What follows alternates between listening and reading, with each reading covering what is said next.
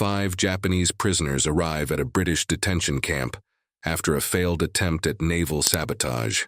Before the interrogations that would determine their fate, possibly execution, the British guards make an unusual decision: to prepare a Japanese banquet as a gesture of cultural courtesy. Using war rations, they create their version of sushi: cold white rice, smoked herring, and pickled vegetables.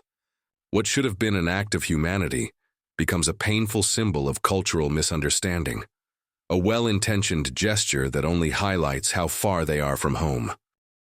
Yorkshire, England, November 1943. Rain hammered against the windshield of the military transport truck as it wound through the desolate moors.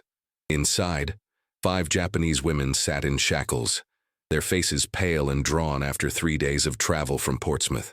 The youngest, Akiko Tanaka, pressed her forehead against the cold metal wall, trying to steady her breathing. At 22, she had never imagined she would die so far from the cherry trees of Kyoto. Beside her, Sergeant Yamamoto Keiko maintained perfect posture despite the chains around her wrists. At 28, she had trained for this moment, prepared her mind for capture, torture, and death. But nothing had prepared her for the gnawing emptiness in her stomach, or the way her hands trembled when she thought no one was looking. The truck lurched to a halt outside Blackmore Detention Center, a converted manor house surrounded by barbed wire and guard towers. Through the rain, the building looked like something from a Gothic novel, all dark stone and narrow windows that seemed to watch their approach with malevolent eyes. Captain Margaret Whitfield stood waiting under the covered entrance, her uniform crisp despite the weather. At 35, she had spent most of the war behind a desk in London, analyzing intelligence reports and prisoner interrogation transcripts. This was her first direct command, her first chance to prove that a woman could run a detention facility as efficiently as any man. The truck doors opened with a metallic screech. Corporal Sarah Bennett, 24, and built like a Yorkshire farm girl, gestured roughly for the prisoners to exit. Her grandfather had died at Singapore, and she had volunteered for this assignment specifically to face the enemy that had killed him. But seeing these 5 women, soaked and shivering in the November cold, she felt an unexpected pang of something that might have been sympathy. 3 weeks earlier, these same women had attempted to sabotage the naval communications array at Portsmouth. Their mission had been precise, professional, and nearly successful. They had infiltrated the base disguised as cleaning staff, planted explosives with surgical precision, and would have crippled British naval operations in the Channel, if not for a single mistake. Akiko had been monitoring radio frequencies when a coded transmission came through in perfect Japanese. Too perfect. The accent was wrong, the phrasing too formal. She had realized in that moment that they were walking into a trap, but by then it was too late. British commandos surrounded them before they could detonate their charges or activate the cyanide capsules sewn into their uniforms. Now, as they were marched through the detention center's corridors, Akiko caught glimpses of other prisoners through cell windows. German U-boat crews, Italian pilots, a few other Japanese soldiers who watched their arrival with expressions of grim recognition. This was where enemies of the crown came to disappear. Captain Whitfield led them to a processing room where each woman was photographed, fingerprinted, and subjected to a thorough medical examination. The doctor, an elderly man with kind eyes, worked in professional silence, noting old scars and recent injuries with clinical detachment. When he examined Akiko's hands, he paused at the calluses on her fingertips. "These are from radio work," he murmured to Captain Whitfield. "She's been operating equipment for years. Highly trained." The captain nodded, making notes in each woman's file. Intelligence had already briefed her on their backgrounds. Sergeant Yamamoto was a career military officer, daughter of a decorated naval commander. Michiko Sato, 19, was a demolitions expert whose father had designed aircraft engines. Fumiko Hayashi, 26, spoke 4 languages and had studied at Cambridge before the war. Sachiko Nakamura, 31, was a cipher specialist whose encryption methods had stymied British codebreakers for months, and Akiko Tanaka, the youngest, whose father owned a small sushi restaurant in Kyoto's Gion district. She had joined the Military Communications Corps to bring honor to her family, to prove that even a merchant's daughter could serve the emperor with distinction. Now she would die in a foreign land, her body buried in unmarked ground, her family never knowing what had become of her. The cells were small, but clean, each containing 2 narrow bunks, a wash basin, and a single barred window that looked out onto the moors. Akiko and Keiko were placed together, while the other 3 women shared the adjacent cell. The walls were thick enough that conversation was difficult, but not impossible. That first night, as rain continued to lash the windows, the 5 women lay awake listening to the sounds of the detention center. Footsteps in the corridors, the distant clang of metal doors, occasional shouts in languages they couldn't identify. Somewhere in the building, other prisoners were being interrogated, their screams echoing faintly through the stone walls. Keiko whispered to Akiko in the darkness, telling her about the interrogation techniques they would face. Sleep deprivation, temperature manipulation, psychological pressure designed to break their will and extract information about Japanese operations. The British were more civilized than some enemies, she said, but they were still the enemy. Akiko closed her eyes and tried to remember her father's restaurant. The smell of vinegared rice, the precise movements of his knife as he prepared sashimi, the way regular customers would bow respectfully when they entered. She had worked there every summer since childhood, learning the ancient art of sushi preparation, understanding that food was not just sustenance, but a form of cultural expression, a way of honoring both ingredients and guests. Her father had been reluctant to let her join the military, but Akiko had insisted. Japan was fighting for its survival, she had argued, and every citizen had a duty to serve. She had excelled in communications training, her quick mind and steady hands making her invaluable for radio operations. But now, lying on a hard bunk in an English prison, she wondered if her father had been right to worry. Captain Whitfield spent that same night in her office, reviewing the prisoners' files and preparing for the interrogations that would begin the following morning. She had studied at Oxford before the war, earning a degree in Oriental studies that had seemed exotic and romantic at the time. She had read about Japanese culture, admired their poetry and art, even attempted to learn basic phrases in their language. But this was different. These were enemy combatants who had tried to cripple British defenses, who served a regime that had committed atrocities across the Pacific. Her duty was clear: extract whatever intelligence they possessed, then transfer them to a more secure facility, where they would spend the remainder of the war. Some might face execution for their sabotage attempt, yet something troubled her about the whole situation. These women were so young, so far from home. The youngest, Akiko, was barely older than her own niece. Captain Whitfield had joined the military to serve her country, but she had also been raised to believe in certain principles of civilized behavior, even toward enemies. She pulled out a pre-war travel guide to Japan that she had kept since her university days. The pages were yellowed and the binding cracked, but it contained detailed descriptions of Japanese customs, including their cuisine. Sushi, the guide explained, was an art form that required years of training to master. It represented the Japanese aesthetic of simplicity, precision, and respect for natural ingredients. An idea began to form in Captain Whitfield's mind. These women were about to face interrogation, possibly torture, certainly imprisonment, or death. They were thousands of miles from home, surrounded by enemies who spoke a foreign language and followed alien customs. What if, before the interrogations began, she could offer them one small gesture of cultural recognition, a final meal that honored their heritage? The next morning, she called Corporal Bennett into her office. The younger woman stood at attention, her face carefully neutral despite the obvious questions in her eyes. "Corporal," Captain Whitfield began, "I want you to work with the kitchen staff to prepare a special meal for our Japanese prisoners, something from their own culture. A gesture of respect before we begin formal interrogations." Bennett's eyebrows rose slightly. "Ma'am, you want to cook Japanese food for enemy saboteurs?" "I want to demonstrate that we are civilized people," Captain Whitfield replied firmly, "that we can maintain our humanity even in wartime. These women are about to face very difficult questioning. This small courtesy costs us nothing and may actually make them more cooperative." Bennett nodded slowly, though her expression remained skeptical. "What kind of food, ma'am?" Captain Whitfield consulted her travel guide. "Sushi," she said. "It's their traditional cuisine. raw fish with rice. The book says it's considered a great honor to be served proper sushi. In the kitchen, Bennett found herself facing a challenge that no military training had prepared her for. The head cook, a grizzled veteran named Thompson, who had been preparing institutional meals for 20 years, stared at her as if she had suggested serving tea to Hitler himself. "You want me to make what now?" Thompson asked, wiping his hands on a stained apron. "Japanese food," Bennett repeated.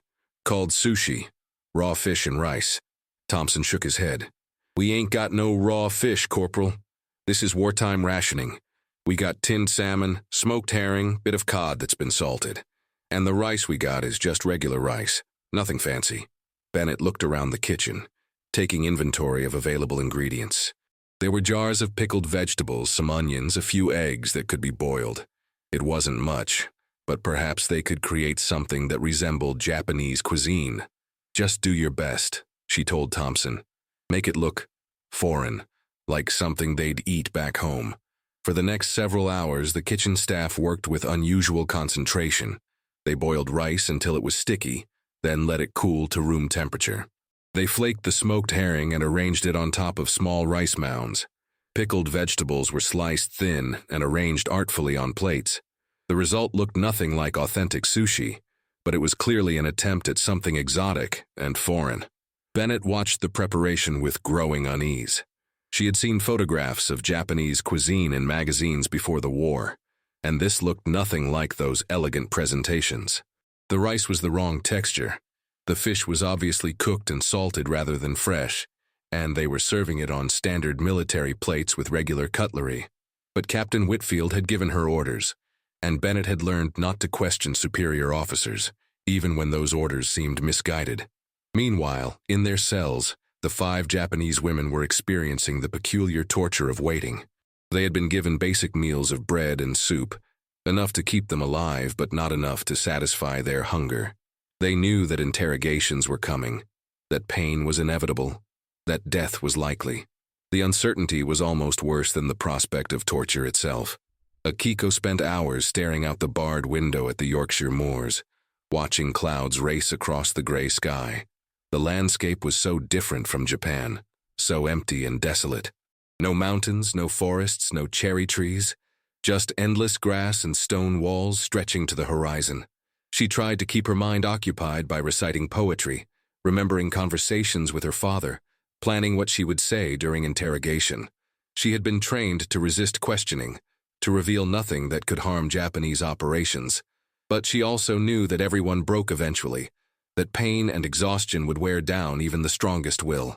Keiko, in the next bunk, maintained her military bearing even in captivity.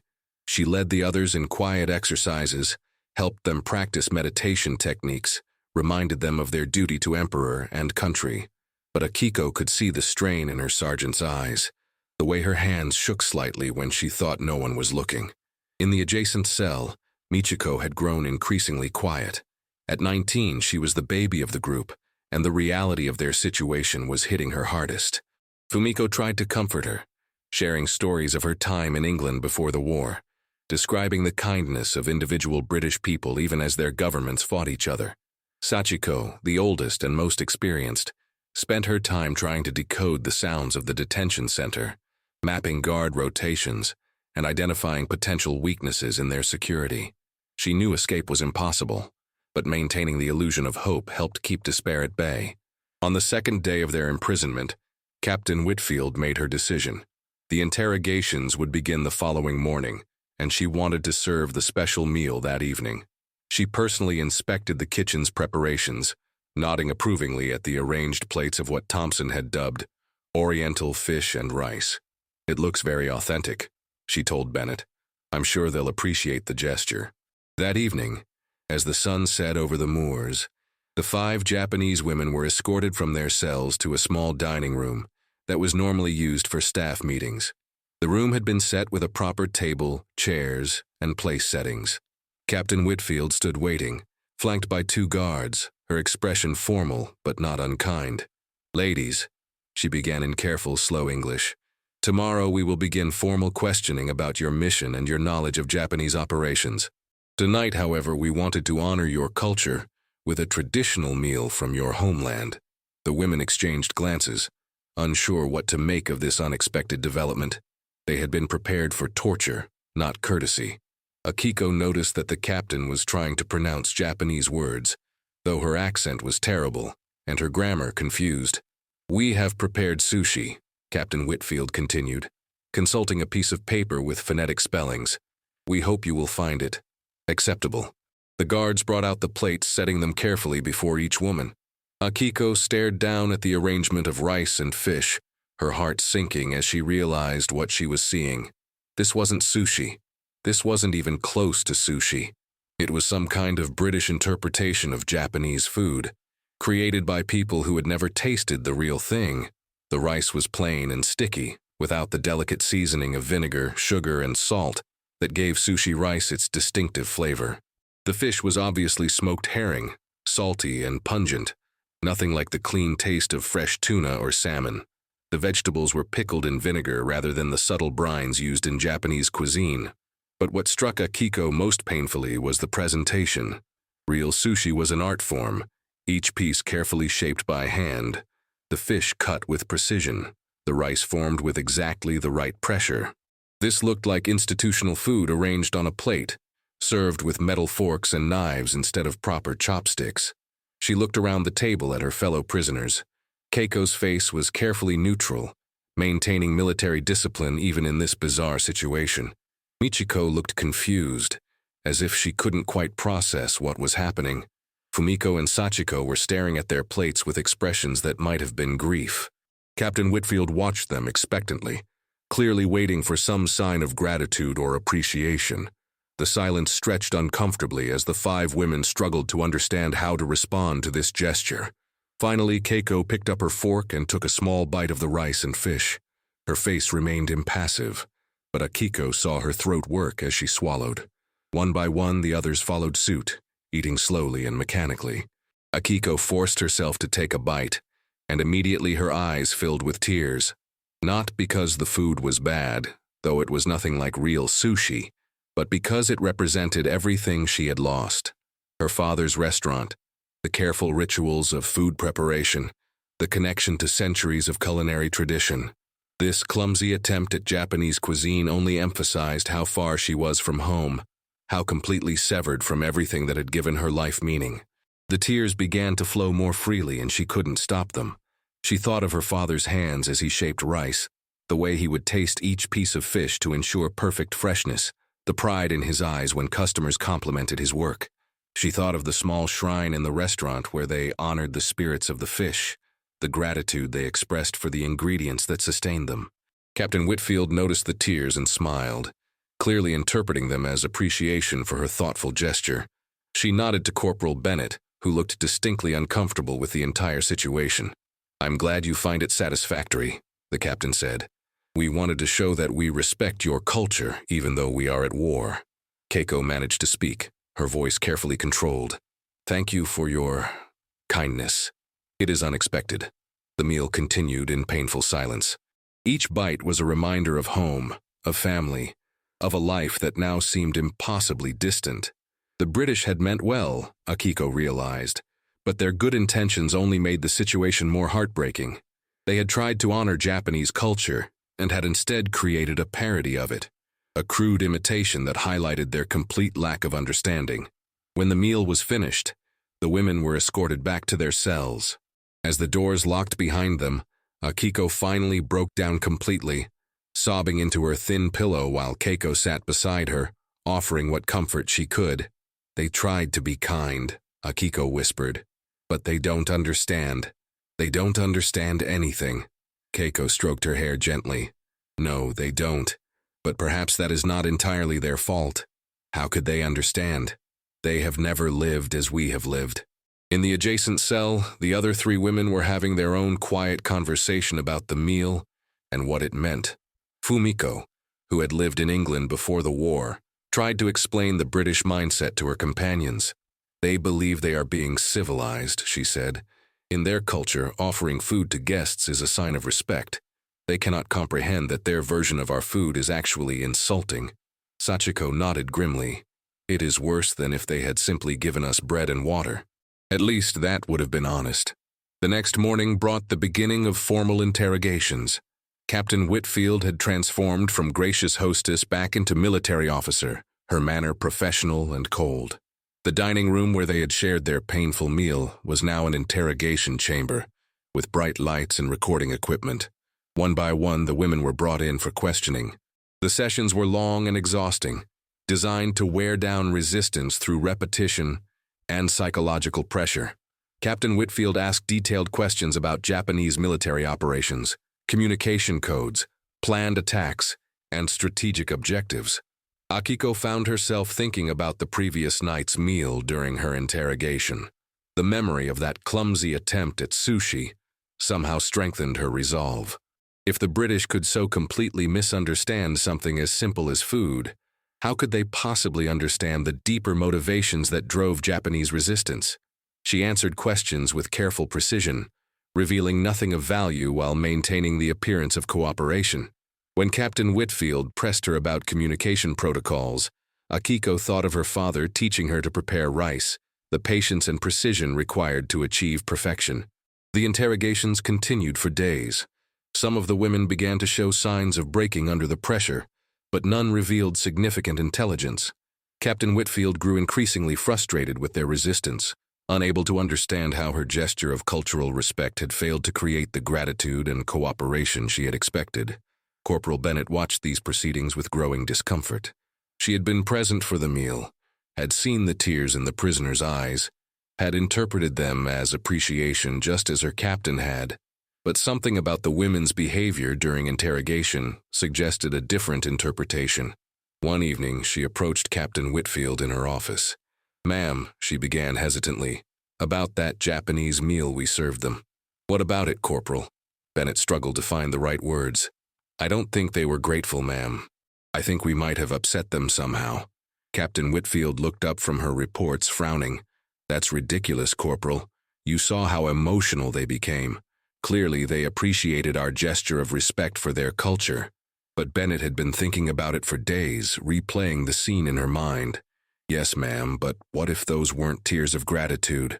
What if we got it wrong somehow?" The captain's frown deepened. "Are you suggesting that our attempt at cultural sensitivity was somehow inappropriate?" "I'm suggesting that maybe we don't understand their culture as well as we think we do," Bennett replied carefully. "Maybe what we thought was respectful actually wasn't." Captain Whitfield considered this possibility for a moment, then shook her head. "Nonsense, Corporal. The travel guide was very clear about the importance of sushi in Japanese culture. We followed the instructions as closely as wartime rationing allowed." But Bennett's doubts continued to grow. She began to notice things during the interrogations that suggested the prisoner's resistance had actually been strengthened by the meal, not weakened. They seemed more determined, more unified in their defiance. Whatever effect the captain had intended, it appeared to have backfired. After 2 weeks of fruitless interrogation, orders came down from London to transfer the prisoners to a more secure facility. They had revealed nothing of strategic value, and continued questioning was deemed unlikely to produce results. 3 of the women, including Sergeant Yamamoto, would be sent to a maximum security prison in Scotland. The other 2, including Akiko, would be transferred to a work camp where they would spend the remainder of the war. On their final night at Blackmore, Captain Whitfield made an unusual decision. She visited each of the women in their cells, ostensibly to inform them of their transfer, but actually to satisfy her own curiosity about their reaction to her cultural gesture. When she reached Akiko's cell, she found the young woman sitting quietly on her bunk, staring out at the moors. In careful English Akiko had been practicing, she asked a question that had been troubling her. "Captain, why did you serve us that food?" Whitfield was taken aback by the directness of the question. "We wanted to honor your culture," she replied, "to show respect for your heritage before the interrogations began." Akiko nodded slowly, as if confirming something she had suspected. "You meant to be kind," she said, "but you do not understand what sushi is." The captain bristled slightly. "I studied Japanese culture at university. I know that sushi is an important part of your cuisine." "Sushi is not just food," Akiko explained patiently. "It is art. It is tradition. It is connection to family, to ancestors, To the spirit of the sea, what you served us was not sushi. It was something else. Captain Whitfield felt a flush of embarrassment and anger. We did our best with available ingredients, she said defensively.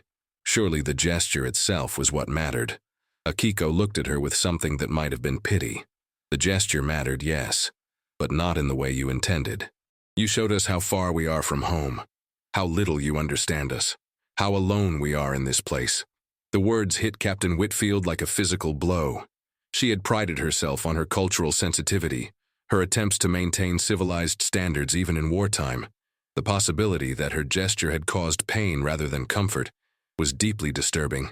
"I'm sorry," she said quietly. "That was not our intention." "I know," Akiko replied. "That makes it worse somehow. If you had meant to hurt us, we could have hated you. But you meant to be kind, and that kindness showed us our own despair." The conversation haunted Captain Whitfield for the rest of the war. She continued to run detention facilities, continued to interrogate prisoners, continued to serve her country with distinction. But she never again attempted gestures of cultural sensitivity, having learned that good intentions could sometimes inflict deeper wounds than deliberate cruelty. Corporal Bennett was transferred to a different unit shortly after the Japanese women left Blackmore. She carried with her a new understanding of how complex human interactions could be, how assumptions about kindness and respect could be completely wrong. The experience changed her approach to dealing with people from different cultures, making her more cautious about imposing her own interpretations on others' reactions. The 5 Japanese women were separated and sent to different facilities. Keiko and 2 others spent the remainder of the war in a Scottish prison, maintaining their dignity and their silence until Japan's surrender in 1945. They were repatriated the following year, returning to a homeland devastated by bombing and occupation. Akiko and Michiko were sent to a work camp in Wales, where they spent 3 years performing agricultural labor. The work was hard, but not cruel, and they were treated with the basic decency that British law required for prisoners of war. They learned English, observed British customs, and gradually came to understand the people who had captured them. When the war ended, Akiko faced a choice that many former prisoners confronted. She could return to Japan, to a country she barely recognized, to rebuild a life from the ruins of defeat, or she could remain in Britain, starting over in the land of her former enemies. She chose to stay. Using skills learned in the work camp and money saved from her prison wages, she made her way to London in 1947. The city was still scarred by bombing, still struggling with rationing and reconstruction, but it offered opportunities that devastated Japan could not provide. She found work in a small restaurant in Soho, washing dishes and preparing vegetables.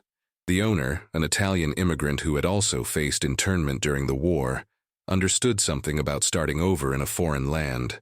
He taught her the basics of restaurant operation, and she taught him about the precision and patience required for proper food preparation.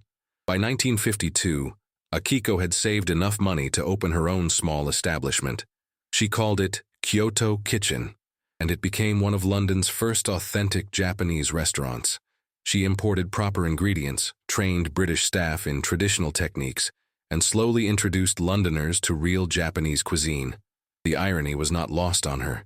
She was teaching the people who had once tried to honor her culture, with smoked herring and plain rice, what sushi actually was. Many of her early customers were former military personnel, some of whom had served in the Pacific Theater. They came expecting the exotic Oriental cuisine they had heard about, and found instead something subtle, refined, and completely different from their expectations.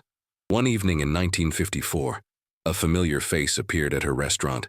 Captain Whitfield, now retired from the military and working as a translator for the Foreign Office, had heard about the authentic Japanese restaurant in Soho and decided to try it. She didn't recognize Akiko immediately, but something about the young woman's precise movements and quiet dignity seemed familiar. It wasn't until Akiko approached her table to take her order that recognition dawned. The 2 women stared at each other for a long moment, the weight of their shared history hanging between them. "I remember you," Captain Whitfield said quietly. "From Blackmore. You were one of the prisoners." Akiko nodded. "Yes, you tried to serve us sushi." The former captain's face flushed with embarrassment. "I'm sorry about that. I realize now how Inappropriate it must have been. Akiko smiled, the first genuine smile Captain Whitfield had ever seen from her. You were trying to be kind. That counted for something, even if you didn't understand what you were doing. She brought Captain Whitfield a selection of authentic sushi, explaining each piece as she served it. The delicate seasoning of the rice, the precise cut of the fish, the balance of flavors and textures that created harmony on the palate. It was a revelation for the former officer, who had thought she understood Japanese cuisine based on her university studies and wartime improvisation. This is completely different from what we served you, Captain Whitfield admitted. Yes, Akiko agreed, but you couldn't have known that. How could you? You had never tasted real sushi, never learned the traditions behind it. You did what you thought was right with the knowledge you had. As Captain Whitfield ate, Akiko told her about the years since the war, about her decision to stay in Britain, about the restaurant, and her efforts to share authentic Japanese culture with her former enemies.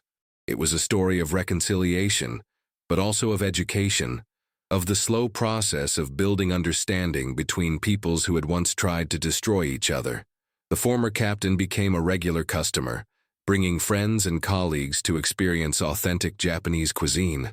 She also became something of an advocate for Akiko's restaurant, writing reviews and recommendations that helped establish its reputation among London's growing community of international diners.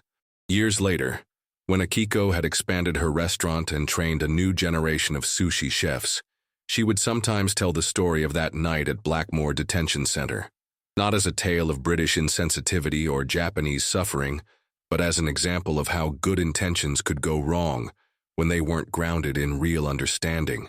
The lesson, she would say, wasn't that people shouldn't try to show respect for other cultures. It was that respect required genuine knowledge, not just good intentions. The British officers had meant well, but they had tried to honor something they didn't understand, and their ignorance had turned kindness into a form of inadvertent cruelty. But the story didn't end with that painful meal. It continued with years of patient education, with the slow building of real cultural bridges, with the transformation of former enemies into friends and teachers. The sushi served at Blackmore had been a failure of understanding, but it had also been the beginning of a longer journey toward genuine respect and appreciation. In 1963, Akiko received a letter from Japan. Her father, now in his 70s, was finally ready to visit England to see what his daughter had built in the land of their former enemies. When he arrived at Heathrow Airport, Akiko was waiting with a small delegation of British friends, including Captain Whitfield, who had maintained their unlikely friendship over the years. The old sushi master toured his daughter's restaurant with obvious pride, tasting her preparations and nodding approvingly at the techniques she had maintained despite years of separation from home. He also met some of her British students, young chefs who were learning the ancient arts of Japanese cuisine with the same dedication their ancestors had brought to their own culinary traditions. On his final evening in London, Akiko's father prepared a special meal for the small group of friends who had gathered to honor his visit.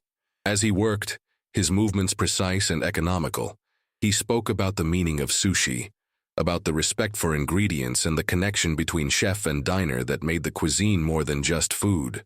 Captain Whitfield watched in fascination, finally understanding what she had failed to grasp during the war. This wasn't just about raw fish and rice. It was about tradition, artistry, and a philosophy of life that valued precision, patience, and harmony with nature. Her wartime attempt at cultural sensitivity had been like trying to paint a masterpiece without understanding color or composition. When the meal was served, the old master offered a toast in carefully practiced English. "To understanding," he said, raising his cup of sake, "and to the patience required to achieve it." They drank together, former enemies and new friends, sharing food that represented not just Japanese culture, but the possibility of genuine communication across the deepest divides. The sushi was perfect, each piece a small work of art that honored both tradition and the present moment. Later, as the evening wound down, Captain Whitfield approached Akiko privately. "I've been thinking about that night at Blackmore," she said, "about what you said regarding kindness and understanding."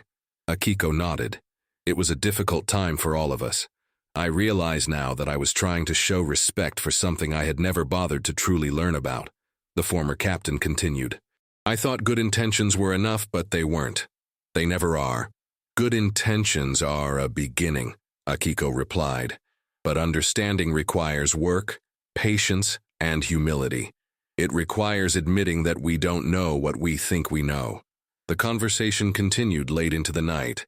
Two women who had met as captor and prisoner now exploring the complexities of cultural exchange and human connection. They talked about the war, about the years since, about the challenges of building bridges between peoples who had been taught to see each other as enemies. When Akiko's father returned to Japan, he carried with him stories of his daughter's success and of the British people who had become her friends and students. The tale of the wartime sushi incident became part of family lore, told not as a story of insult or injury, but as an example of how misunderstanding could eventually lead to deeper knowledge. Akiko continued to run her restaurant for another 2 decades, training dozens of British chefs in authentic Japanese techniques and introducing thousands of Londoners to real sushi. She never forgot that night at Blackmore, but she came to see it as the beginning of her real education about the complexity of human nature and the possibility of redemption through understanding. When she finally retired in 1982, her restaurant had become an institution, a place where East and West met not in conflict but in appreciation. The walls were decorated with photographs from over the years, British students learning to prepare rice, Japanese visitors sharing techniques, former enemies breaking bread together in friendship. Among those photographs was one that held special meaning for Akiko. It showed her father's farewell dinner in 1963, with Captain Whitfield and other British friends gathered around the table, sharing sake and sushi in an atmosphere of genuine warmth and respect. It was proof that even the deepest misunderstandings could eventually be overcome through patience, education, and the willingness to admit past mistakes. The story of the Sushis served at Blackmore Detention Center became a cautionary tale told in cultural sensitivity training programs, an example of how good intentions without genuine understanding could cause unintended pain. But it was also a story of redemption, of how former enemies could become teachers and students, learning from each other across the vast distances of culture and history. In the end, the crude imitation of sushi served to 5 Japanese prisoners in 1943 had led to something beautiful, a lifetime of cultural exchange, friendship, and mutual respect. The British officers had failed in their attempt to honor Japanese culture, but their failure had planted seeds that eventually grew into genuine understanding. Sometimes the most important lessons begin with the most painful mistakes. If this story of unexpected humanity in the darkest of times moved you, please consider subscribing to our channel for more untold historical narratives that reveal the complex truths behind major events. Your subscription helps us continue bringing these forgotten stories to light. If you're already part of our community, a like would mean the world to us and helps others discover these remarkable tales of human resilience and cultural misunderstanding that shaped our world. We'd love to hear your thoughts in the comments below. Have you ever experienced a moment where good intentions led to unexpected consequences? Do you know of other wartime stories where enemies showed unexpected humanity toward each other? Share your insights and help us build a community of history enthusiasts who appreciate the nuanced realities behind the headlines. Your engagement doesn't just support our channel, it honors the memory of people like Akiko Tanaka, whose story reminds us that even in war, understanding can emerge from the most unlikely circumstances. Thank you for watching, and we'll see you in the next story.